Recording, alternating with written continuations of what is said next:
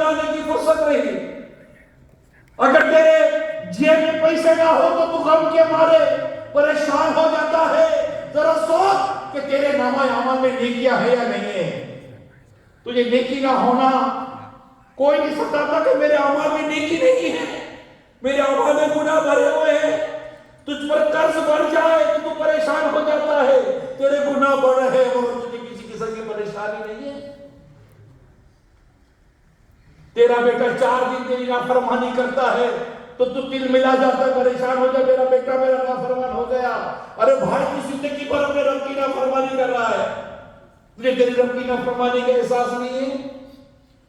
نتیجہ ہمارے سامنے ہے, ہم دیکھ رہے ہیں, ہمارے سامنے نتائج ہے. ہم پیسہ کما رہے ہیں, تندرستی کا شکار ہے. کاروبار کر رہے ہیں, تندرستی کا شکار ہے.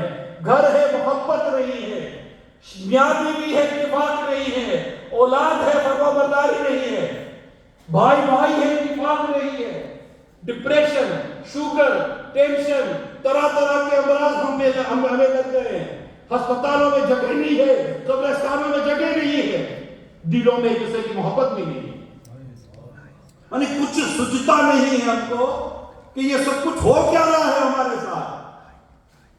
بندہ غور کرے کہ جو کچھ میں نے اس ماحول کو بنایا ہوا ہے اور اس اللہ کی زمین پر میں جو کچھ کر رہا ہوں, اگر یہ کل زمین میرے اعمال بیان کرے گی تو میرا بنے گا کیا.